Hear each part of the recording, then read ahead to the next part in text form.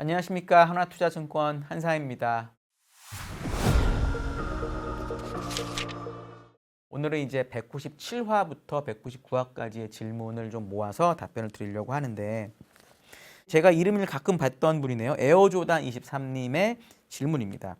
필라델피아 반도체 지수가 고점에서 조정을 많이 받았어요. 45% 정도 받은 것 같은데, 한쪽은 반도체가 좋다고 그러고 한쪽은 AI가 벌써 다 반영이 됐다라고 합니다. 저는 어떻게 보는지 물어보시는데, 저는 그냥 이렇게 봐요. 우리가 작년을 한번 보시죠. 막 주가 좋을 때. 그때 뭐라고 했었죠? 처음에 인터넷 혁명으로 오르는 것도 뭐 5, 6년 올랐다. 왜냐면 95년부터 2000년까지 올랐으니까. 그리고 나서 컴퓨터 스마트폰 이런 걸로 또 몇 년 올랐다. 그리고 이제 서버, 클라우드 이런 걸로 또 몇 년 올랐다. 그렇기 때문에 이번에 이 AI 혁명도 몇 년짜리다 라고 얘기를 다들 하지 않았었나요? 근데 갑자기 장이 빠지니까 갑자기 그 AI 수요가 끝났다라는 거죠. 그러니까 저는 기본적으로 우리 에어조다님이 생각하시는 거, 예를 들어 인터넷이 얼마나 우리 생활을 바꿨는지, 아이폰, 이 스마트폰이 얼마나 우리 인생을 바꿨는지, 그리고 클라우드, 이제 뭐 구글 클라우드 이런 게 얼마나 우리 인생을 바꿨는지를 생각해 보시고, 지금 AI를 쓰는 게 얼마나 우리 인생이나 우리 삶을 바꿀지를 결정하시면 이게 봄이 오는 건지 AI 수요가 있는지에 대해서 결정이 됩니다. 물론 이 반도체 봄이 온다는 거는 AI 때문은 아니에요. 의견을 제가 들어보면 대부분 레가시 반도체, 일반 D램이나 낸드가 좋아지고 중국 부양책을 쓰니까 좋아진다는 논리고, 실제 그래서 낸드나 D램 가격이 오르고 있잖아요. 그거에 대한 얘기고, 오른쪽은 이제 AI 쪽. 왜냐면 엔비디아나 이런 게 주가가 브로드컴 많이 빠지니까 AI는 별론가 보다. 특히 삼성전자는 아직도 전년 대비 플러스인데 마이크론은 고점에서 60%가 빠졌습니다. 그러니까 상대적으로 우리나라 게 강하다 보니까 그걸 다르게 말하는 것뿐이다라고 보시는 게 맞죠. 저는 제가 이번에 이제 금 얘기 관련 또 다음 주에 드리려고 하는데, 그 리포트를 쓰면서 한쪽에는 AI 관련된 이 서비스, 이쪽에는 구글 검색을 쓰면서 동시에 일을 해봤거든요. 이쪽에가 특히 거짓말을 잘하기 때문에 구글에서 논문이나 이런 걸 찾아보려고 해봤는데, 두 개를 같이 쓰니까 엄청나게 정말 저의 생산성이 좋아지더라고요. 그걸 제가 써보고 느낀 건, 얘를 사람들이 쓰긴 쓸 거다. 다만 이게 유료고 돈이 들어가니까 아직은 기업들이 다 하지 못하고, 특히나 얘도 막 쓰다 보면 중간에 꺼져요. 너무 많이 썼다 뭐 이런 식으로 하면서. 그러니까 결국 그러려면 데이터를 돌리려고 하는 이 이퀴먼트가 필요하기 때문에 그런 장기적인 과정으로 보는 게 저는 맞는 쪽이 아닐까라고 아주 조심스럽게 생각을 합니다. 두 번째는 ENOCH님, 제가 어떻게 읽는지 몰라가지고 이제 그냥 이렇게 얘기를 드렸습니다. 침체 없는 물가 안정이 가능한지 궁금합니다라고 말씀하셨는데, 그러니까 이제 물가 안정을 어느 정도 수준으로 보느냐에 따라 달라요. 지금 미국의 CPI가 한 2.78 정도 되거든요. 2.78% 정도가 물가 안정인 거냐, 아니면 연준이 얘기하는 꼭 2%까지 물가가 내려가야 안정인 거냐의 싸움인 거거든요. 근데 2%까지 물가가 내려가는 건 침체가 아니라 어느 정도 경기가 둔화가 되더라도 충분히 가능하다. 왜? 이전에 코로나 전에는 미국 물가는 2%보다 오히려 낮았어요. 경기는 좋았는데. 그게 결국 생산성이 향상이 되고 사람들이 생각하는 그런 경제가 좋은 것에도 불구하고 비용을 더 적게 쓰는 여러 가지 도구들이 생기면서 물가가 안 올랐던 거거든요. 그랬다가 이제 코로나 때 돈을 많이 지급을 해주면서 사람들이 막 일은 안 하는데, 코로나니까 일은 별로 안 하잖아요. 생산성은 좋아지지 않는데 돈을 쓰면서 결국 소비를 많이 하니까 물가가 올랐던 거거든요. 거기에 물론 전쟁도 있었고. 그게 지금 떨어지는 단계라고 보면은 저는 침체 없는 물가 안정이, 물가 안정이 당장 2% 아래로 가는 건 아니겠지만 지금 정도의 물가 고점에서 물가가 천천히 떨어지는 정도의 물가 안정은 가능하다라고 생각을 합니다. 특히나 침체가 오면은 물가 안정이 아니라 물가가 2%보다 많이 밑으로 내려가거든요. 이건 안정이 아니라 약간 목표보다 아래로 가는 거기 때문에 바로 연준이 개입할 수 있는 논리도 된다. 이렇게 보시는 게 맞겠습니다. 그다음에 이제 룰루레몬님께서 질문을 주셨는데, 전략 게임도 아니고 의도가 그렇다 하더라도 관세를 맞는 나라 정치인들은 반 트럼프 반 미국 여론을 이용해서 자기들의 지지율을 올리려고 할 텐데요. 그건 별다른 변수가 안 될까요? 당연히 변수가 되죠. 그래서 지금 보시면 중국은 명확하게 미국하고 한판 뜨겠답니다. 104% 관세를 서로 매기네 마네 하고 벌써 미국 매긴 상태고, 중국은 54를 매겨놓고 추가는 아직 요거 제가 찍는 상황에서 아직 답이 안 나온 상태인데 그걸 활용하는 거죠. 그래서 중국 입장에서는 야, 미국 쟤네 너무하니까 우리 반미 감정 뭐 하고 그다음에 다른 나라들한테도 가서 야, 봐라, 너네 지금 미국하고 같이 있으니까 안 되지 않니? 우리나라에 물건 팔고 우리나라랑 중국 기준입니다. 중국 얘기로 중국에다 팔면 니네도 좋을 거야라는 식으로 활용을 할 수밖에 없죠. 그리고 유럽에도 가서 이걸 요구할 가능성이 높다. 제가 뉴스를 보니까 EU의 폰더라이엔 의장하고 미국 리창 총리가 전화했다는 얘기까지 나오더라고요. 이게 왜 리창이냐? 일반적으로 EU 의장이 제일 높은 사람이지만 EU는 여러 나라가 있기 때문에 시진핑은 각국의 최정상이랑 이게 이꼴이 되는 겁니다. 그러니까 예를 들어 독일로 치면 총리, 프랑스로 치면 대통령 뭐 이런 거거든요. 그러니까 이제 중국의 2인자인 리창이 EU의 수장이랑 얘기를 하게 되는 거겠죠. 원래 EU도 처음에 관세가 발표됐을 때는 제가 관세 발표되고 뭘 했냐면은 약간 강대국이라고 할 수 있는 뭐 서양 나라들의 최정상급들이 뭐라고 말하는지를 들었었는데 대부분의 국가들이 바로 보복하겠다고 그랬었거든요. 근데 EU 정도를 빼고 나머지 나라들은 보복한다는 말만 하고 아직 안 했고 중국만 했거든요. 그러니까 그런 식으로 서로 이걸 활용할 거기 때문에 이게 변수가 되긴 될 겁니다.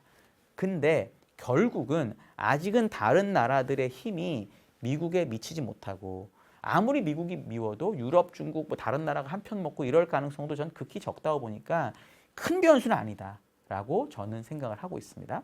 다음은 푸른 지리산님께서 질문을 주셨는데요.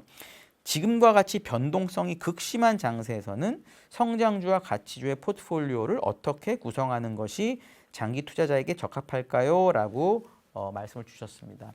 지금 고점에서 거의 20% 정도 빠진 지금 상황, 제가 생각했던 저점보다도 300포인트 정도 더 빠진 지금 상황에서는 7대3 원칙 있잖아요. 저희 항상 얘기하는 이 3에 이걸 몇 번으로 나누는지는 이제 본인이 결정할 일이지만 뭐 3번이면 3번, 뭐 5번이면 5번 나누는데 이 나눠진 나의 총알이 나눠진 돈이 주식으로 바뀌어야 되는 기간인 건 확실하다라고 저는 봅니다. 그거를 뭐 성장주를 사나 가치주를 사냐 이것도 너무너무 중요한데 지금 정도 지수에서는 사실은 일단 첫 돈을 이 7대3의 이 3 남겨놓은 현금을 6천 이상 뭐 여기서부터 우리가 이제 정리하는 거였으니까 이 돈을 쓴다는 사실이 중요합니다. 이거를 못 쓰게 되면은 이런 고민만 계속 하게 되는 거죠. 그러니까 예를 들어 잘 모르시겠으면 뭐 S&P 500 ETF가 됐든 나스닥 ETF가 됐든 다우존스 ETF가 됐든 뭐 이런 거를 사기 시작해라라는 게 저의 이제 지금 추천이고요. 그래서 7대3이 이 3이 없어질 때쯤 시장이 장이 오거나 제 경험상 이 3이 다 없어지고 나서 그리고 한 번 더 빠질 때가 있어요. 제가 코로나 때 그랬거든요. 다 썼는데 하루 100포인트 빠지더라고요. 아, 이럴 수가. 근데 그 다음 정말 놀랍게도 그날이 바닥이었습니다. 그러니까 지금 갖고 계신 돈을 쓰시는데 일단 지금은 뭐라도 인덱스, 미국 인덱스 위주로 사셔라라고 말씀을 드리고 한번 샀어요. 그 또 빠진다. 그러면 저는 그 다음엔 나스닥 관련된 성장 관련된 주식을 사는 게 좋다라고 봅니다. 미국의 생산성을 높이는 고부가가치 기업이 리쇼어링의 대상이 될 거고요. 리쇼어링의 대상이 된다는 얘기는 그 산업을 미국이 부양한다는 뜻입니다.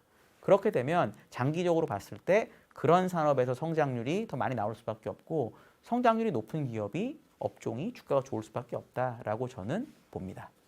다음은 요한님 질문인데요. 3월 31일 현재 시점에서 미국 10년물 금리가 내려가고 있는데 위원님의 생각하고 있는 10년물 금리 밴드가 궁금합니다. 라고 질문을 주셨어요. 사실 이게 최근에 관세 이슈 있고 금리가 막 난리가 났었습니다. 4.5였다가 순식간에 3.9가 갔다가 다시 4.5 가고 막 난리거든요.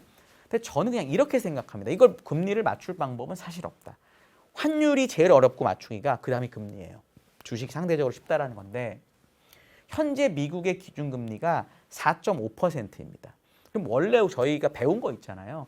최단기간의 금리가 4.5면 그거보다 만기가 긴 금리는 그거보다 원래 높아야 됩니다. 우리가 은행 예금할 때 1년짜리가 1%, 2년짜리가 그보다 높아야 되잖아요. 그게 우리가 배운 건데 지금은 연준이 금리를 언젠간 내려줄 거라는 믿음 때문에 기준금리가 4.5인데 10년물이 4.5 갔다, 3.9 갔다, 4.1 이러고 있는 거거든요. 어떻게 하시면 되냐? 올해 연준이 생각하는 현재 기준금리 인하 횟수는 2번입니다. 4% 점도표에 따르면. 그러면 이제 기준금리를 4.5라고 보지 마시고 4라고 보시면 되죠. 그럼 4에서 10년물 금리가 4보다 밑으로 가는 건 뭔가 이상한 거죠. 그렇기 때문에 4% 아래로 갔을 때 10년물이 그렇게 되면 뭔가 채권이 좀 과매수 구간이구나 생각하시는 게 맞고, 또 반대로 현재 기준금리도 4.5잖아요. 근데 4.5보다 위로 많이 가게 되면 뭔가 좀 과매도인가 보다. 이렇게 보시고 채권 금리를 약간 밴드를 설정하시는 게 좋다. 근데 보통 이제 채권 금리를 가지고 채권 ETF 매매를 되게 많이 하시려고 해요. 근데 이제 채권 ETF는 제가 이것도 몇 번 얘기를 드렸는데 만기 일치형 ETF가 아니면 매일매일 그 채권의 ETF의 듀레이션이 리뉴얼이 됩니다.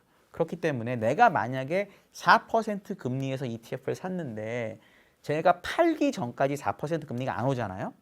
금리 올라가고 그럼 원금 회복이 절대로 안 돼요. 내가 4%에서 채권을 직접 샀잖아요. 그럼 금리가 5가 되든 6이 되든 7이 되든 8이 되든 물론 그럼 너무 슬프긴 하지만 마지막에 그 채권의 만기가 됐을 때 미국 국채니까 안 망한다고 치고요.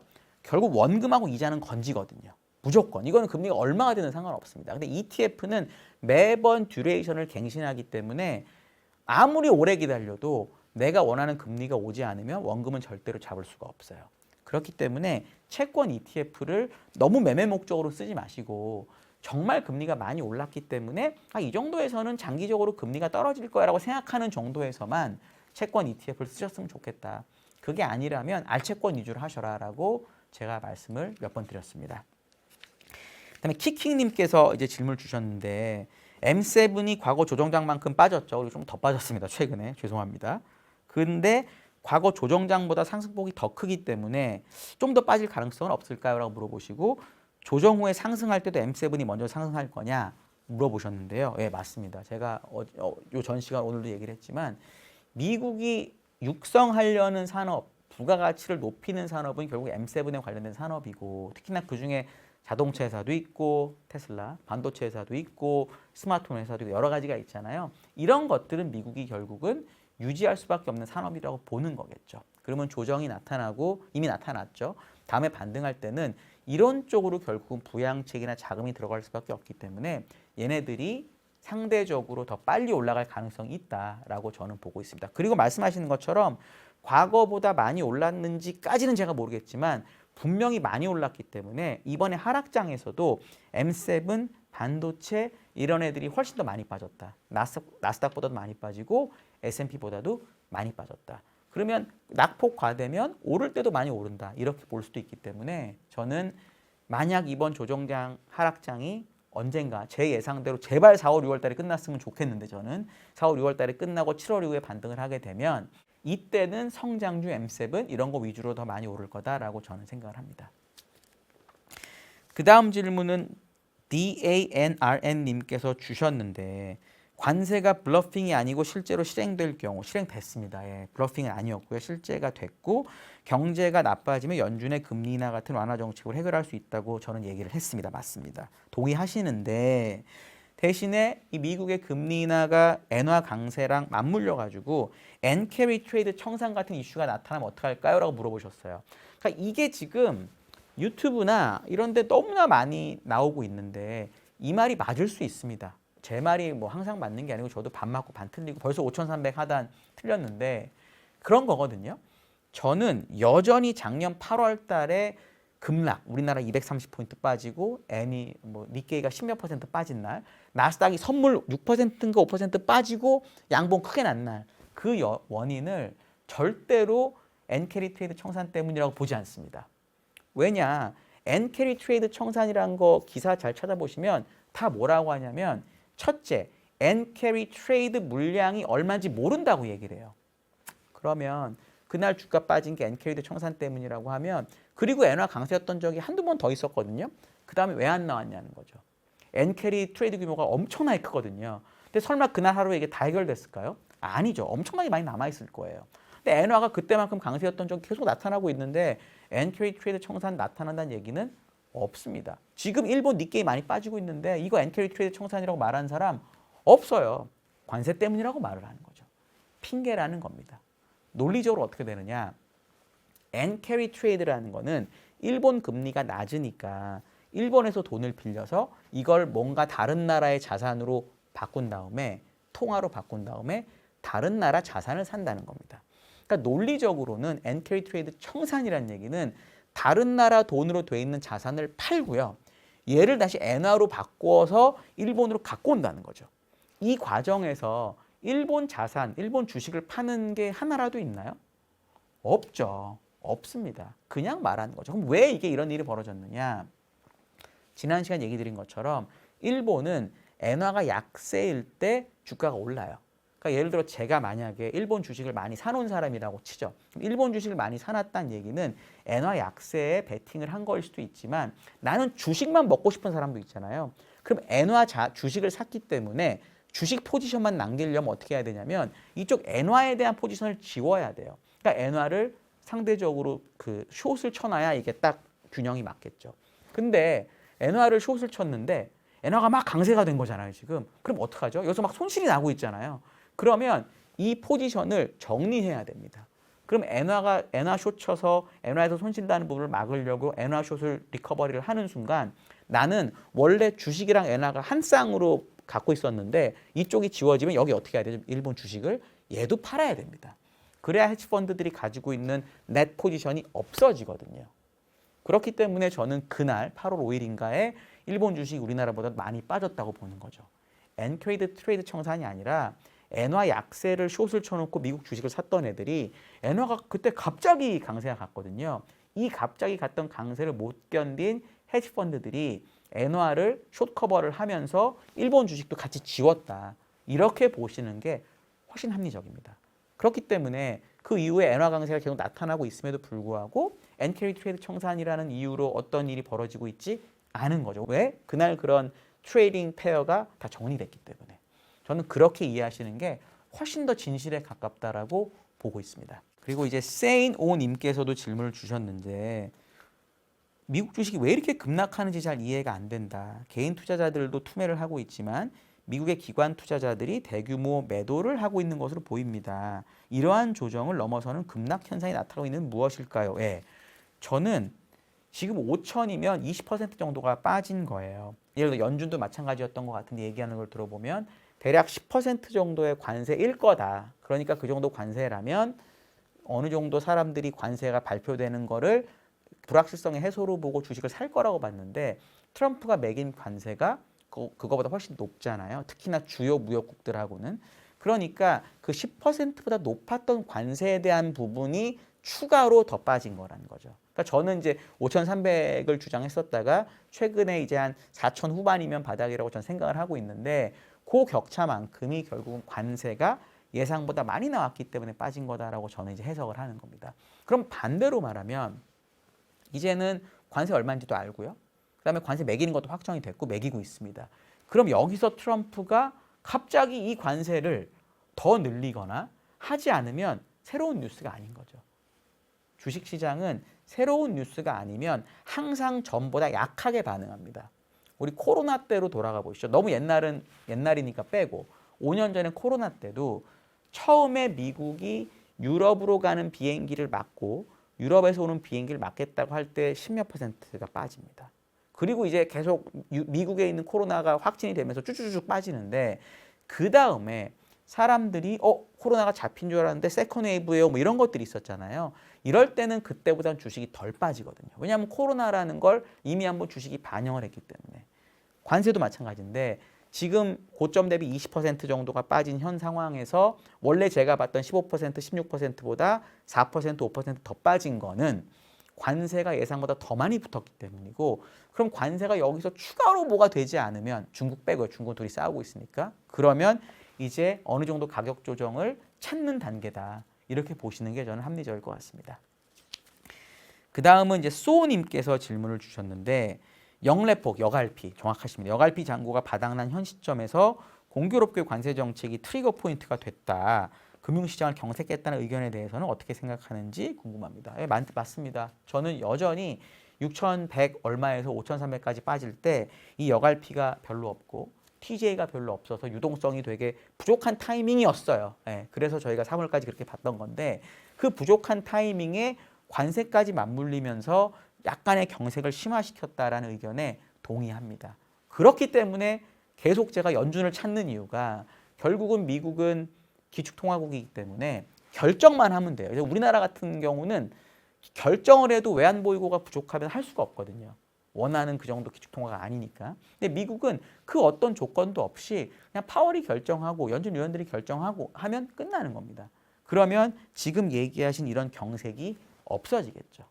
그렇기 때문에 지금 상황에서 우리가 봐야 되는 건 관세 뉴스도 너무 중요하지만 연준하고 재무부가 언제 감세안을 내고 언제 부양책을 쓰는지, 그러니까 기준금리 쪽에서 이걸 보셔야 된다라고 저는 봅니다. 그 다음 질문이 이제 종이인형님께서 이번 관세는 그냥 해프닝일까요? 밸류에이션 새롭게 해야 할까요? 저는 이렇게 봅니다. 해프닝까지는 아니지만 뭔가 밸류에이션을 다시 옛날처럼 낮춰야 되는 요소는 아니다라고 저는 봐요. 왜? 제가 이 장이 빠지고 나서 외국계 리포트들이 막 오는 걸 제가 리포트 못 보게 돼 있어서 그냥 요약만 보고 하면은 뭐 J모 증권, 외국의 뭐 최대 증권, 뭐 G 무슨 증권 이런 데서 S&P 500이 뭐 3천 초반까지 간다는 식으로 워스트 케이스에 그렇게 써놨더라고요. 보니까 EPS를 한 $200로 잡고 PER을 한 16배 이렇게 잡아놨더라고요. 16배라는 P는 과거 15년 평균 P보다도 훨씬 낮습니다. 그러니까 더 옛날 P까지 합쳐야 그게 나오는데 이게 어떤 논리가 안 맞는 거냐면 EPS가 $200가 됐다. 그 얘기는 작년 미국 EPS가 $240이기 때문에 올해 S&P 500 EPS 그로스가 마이너스 20%쯤 되는 거예요. 미국은 명목 GDP 성장률이 3~4% 나오는 나라니까 미국에서 가장 좋은 500개 기업, S&P 500이 그렇다고 칠 수 있잖아요. 그 기업의 이익이 20% 정도가 줄으려면 미국이 진짜 세게 경기 침체가 와야 됩니다. 그렇죠? 근데 미국이 진짜 경기 침체가 세게 왔는데 연준의 지금 금리가 4.5 그대로일 거냐는 거죠. 미국 연준이 매년 발표하는 스트레스 테스트, 은행들 스트레스 테스트 보고서에 보면 미국 은행들의 자본이 되게 낮아질 수 있는 스트레스 상황을 가정을 합니다. 그때부터 금리 가정이 어떻게 돼 있냐면 0.몇 %예요. 왜? 그 정도로 심각한 일이 벌어지면 연준이 금리를 많이 낮출 거기 때문에. 그러니까 만약에 가정을 하실 때 $200까지 만약에 EPS가 떨어진다고 보시면 그럼 금리는 1% 미칠 거예요. 그러면 PER은 16배 이렇게 주면 안 되는 거죠. 그렇기 때문에 밸류에이션을 하실 때도 이 논리, 그러니까 경기가 많이 침체가 돼서 EPS가 안 나오면 PER은 오히려 덜 빠져야 된다. 이 논리를 꼭 생각하시고 이 밸류에이션 하셨으면 좋겠습니다. 그 다음에는 K-빅빅토리님께서 주셨는데 트럼프 행정부가 고도로 전략적일 것이다에 기대는 것 같다. 그런데 미국이니까 그들의 능력이 그 정도일까 갸웃하게 되는데 작금의 조치들이 미란 보고서의 실현을 위한 조치를 보시나요? 미란 보고서 요즘 말이 많습니다. 그러니까 결국은 이대로 관세를 잘 매기면 무역 적자도 줄이고 기축 통화도 유지할 수 있고 뭐 채권도 팔아먹고 이렇게 얘기를 하는데요. 그러니까 제가 이거에 대해서 보통 답변을 드리는 건 이거를 목표로 하긴 할 거다. 그리고 이게 일부가 실현은 될 거예요. 근데 지금처럼 전방위적으로 무역 적자를 없앨 수는 없다. 왜? 미국이 못 만드는 제품들은 많아요. 그러니까 만들 수는 있는데 훨씬 비싸게 만드는 제품들이 많아요. 뭐 티셔츠니 뭐 이런 건 당연히 그럴 수밖에 없는데 그런 것까지 전부 비싸게 만드는 방향으로 갈 거냐에 대해서 고민해 보셔야 됩니다. 그러니까 미란 보고서의 실현을 위해서 노력은 하겠지만 일부를 실현하는 걸로 트럼프는 나는 실현했다. 은퇴할 때쯤에 그런 얘기를 할 것 같고 또 하나는 요즘 언론에서 트럼프가 삼선하겠다. 뭐 부통령으로 나가가지고 다시 대통령 하겠다 이런 얘기 진짜 많이 하거든요. 근데 이거는 너무 미국을 중국이나 러시아처럼 본 거다. 러시아는 메드베데프를 대통령으로 만들고 푸틴이 총리 역할을 하다가 개헌한 다음에 다시 대통령을 했습니다. 거의 종신 집권이 된 거고 시진핑은 막 누구 죽이고 이렇게 해갖고 또 종신 집권을 한 거죠. 미국은 법이 있고 절차가 있기 때문에 그런 식의 방법을 용인할 거라고 보지 않는 게 저는 타당하다고 봅니다. 그러면 트럼프의 임기는 4년이고요. 내년 중간 선거까지 감안하면 제대로 일할 수 있는 기간은 1년 반 정도밖에 안 됩니다. 그러니까 이 미란 보고서는 아주 오래 필요한 내용들이거든요, 결국은. 그럼 결국 트럼프가 있는 기간에 이게 실현되는 모습을 얼마나 보여줄 수 있을지도 우리가 고민을 해봐야 되는 거죠. 그러면 트럼프라고 하는 이 확실한 이 사업가는 내 임기 안에 뭐를 바꿀 수 있을지에 집중할 거고 그리고 일단 세게 때려놓고 바꿀 수 있는 거 위주로 가겠죠. 그게 뭐 엘라스카 LNG가 됐든 현대차의 공장이 됐든 TSMC 공장이 됐든 뭐 이런 식으로 저는 그렇게 보는 게 합리적이라고 저는 생각을 하고 있습니다. 마지막 질문이네요. 우리 한월님께서 주셨는데 지금 미국과 트럼프가 우려하는 것은 무역 적자와 재정 적자로 인한 달러 패권의 종말이 아닐까요? 다시 연준이 개입해서 완화적 정책을 펴는 것은 달러 위상의 추락을 가속화시키는 것 아닐지요라고 물어보셨습니다. 제가 그래서 다음에 금 얘기할 때 요 관련된 내용을 드릴 건데 많은 분들이 미국이 통화량을 많이 발행하고 그다음에 미국이 뭐 금이 뭐 별로 없고 뭐 이런 것 때문에 미국의 위상이 떨어진다고 생각하시는 분들이 많은데 역사적으로 보면 어떤 통화적인 이유 때문에 그 나라가 망할 정도가 되려면 예를 들어 로마가 됐든 뭐 스페인이 됐든 뭐 이런 나라들이 있잖아요. 다른 경쟁국보다 그 나라 통화가 망가져야 됩니다. 예를 들어 로마의 은화 데니리우스 이런 게 있었는데 은화를 막 해갖고 나중이 되면 은화가 원래 100이 들어가야 될 은이 뭐 0.1 들어가고 이랬대요. 근데 다른 나라들은 그거보다 더 좋은 통화를 썼거든요. 그러면 그 순간 그 제국은 무너지는 겁니다. 통화가 약하니까. 말씀하신 게 말이 되는데 여기서 생각해야 될 거 모든 게 상대적이라는 거죠. 예를 들어 미국이 완화적인 정책을 쓰고 뭐 이런 식으로 할 때 돈을 풀고 금리를 내린다고 치죠. 근데 지금 유럽의 금리, 중국의 금리, 일본의 금리 뭐 이런 나라들 금리가 전부 미국보다 아직 낮아요. 그러니까 누가 더 완화적이고 누가 더 통화를 약세로 만들었냐면 그런 애들입니다. 이번에 독일은 뭐 방산에 뭐 엄청난 많은 돈을 쓰겠다, 돈 풀겠다 하고 있죠. 중국 GDP의 재정 적자 4% 쓰겠다고 하고 있습니다. 일본 그렇고 한국도 이제 돈 쓴다는 거잖아요. 미국이 금리를 좀 내려주고 QT를 없애주고 하는 것보다 다른 나라들이 자기네 통화를 늘리는 속도가 더 크기 때문에 상대적인 관점에서 미국의 돈이 은화라고 치면 은화가 깎이는 속도가 다른 데보다 덜한 거죠. 그리고 이제 미국이 이제 국방력이나 경제력을 유지하게 되면 달러 패권이 쉽게 없어지지 않는다라고 저는 개인적으로 생각을 합니다. 그래서 하여튼 중요한 건 미국이 하는 행위도 물론 중요한데 다른 애들이 미국보다 돈을 더 많이 풀고 더 자국 통화 약세를 유도하게 되면은 결국 달러 패권으로 남게 된다. 이렇게 이해하시는 게 저는 맞다라고 봅니다. 그래서 관련해 가지고 제가 다음 시간에 금의 역사 같은 걸 얘기를 하려고 하는데 그 부분 얘기 들으시면서 연결해서 보시면 좋겠습니다. 감사합니다.